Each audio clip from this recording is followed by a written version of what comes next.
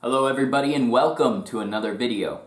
So this video I wanted to do a little bit of a follow-up to the first video that I did, which was off-axis torque. I got a lot of comments that it didn't really address the problem, and I do agree with you. I didn't really get to the point that I was trying to get to, and so this video I wanted to take it a little bit further and try to introduce some concepts that will hopefully help you get rid of your off-axis torque. So the first idea, yes, before I mentioned throwing understable discs. The reason I say that is because when you throw an understable disc and you have off-axis torque, it's going to immediately show you what's happening. Because if you're throwing an overstable disc with off-axis torque, then it's going to go more straight and then kind of fade hard at the end as soon as the off-axis torque is taken out of the flight path. So what you want to do is throw understable discs, and that will show you immediately if you have off-axis torque or not. The thing that causes off-axis torque is what's called angle integrity. Angle integrity is basically holding the disc on the line the entire time. I like to think of it as a hula hoop.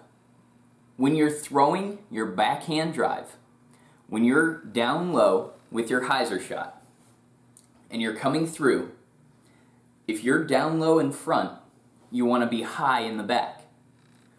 So if you think of a hula hoop the entire time, it's like a plane. So if you lower the front of the hula hoop, what's going to happen? The back's going to come up. So if you're throwing through on the same line the entire time, and you hold the angle integrity, it's going to come out cleaner. Now, the other thing is wrist angle. Most people, when they start with a wrist that is straight. So when you're throwing, if you've got a straight wrist, then your elbow has to be high for the disc to even come out flat. So if you have a flat arm, now the disc is going to come out all cattywampus. So what you want to do is take that wrist and angle it down. What you want to try to accomplish is to keep that disc in line with the vein that runs up your arm, or just keep it in line with your forearm. So here, as you can see, I have the disc at a flat level plane. So when I pull through, and I'm like this, when I pull through, it's going to come out, and you can see that when it leaves my hand, as it snaps through, it's going to start flying like this. Instead, if you keep your wrist flat and you pull through, now the disc is going to rotate on the same axis the whole time, instead of it going like this.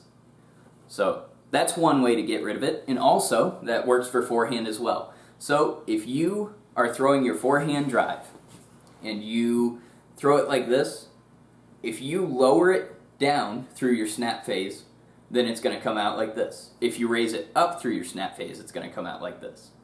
You want to try to keep that disc flat the entire time. If it snaps through on a flat plane, you won't have as much off-axis torque, and you're going to see that it's going to fly straighter longer. That's why you want to throw understable, because you'll know immediately if you've thrown it with off-axis torque or not. If that disc comes out and it starts going left with your forehand right hand, or right hand forehand, I'm sorry. If you throw it like this and it starts to flutter out and go left, that means you've thrown it incorrectly. That means you're either snapping your wrist under or you're snapping it over and you're rolling your wrist. So you want to try to get that wrist to snap through clean every time, just straight through on the same line. If it's going whoop, whoop, those are both bad. So that's going to create off-axis torque. So a few things to remember. You want to hold the angle the entire time.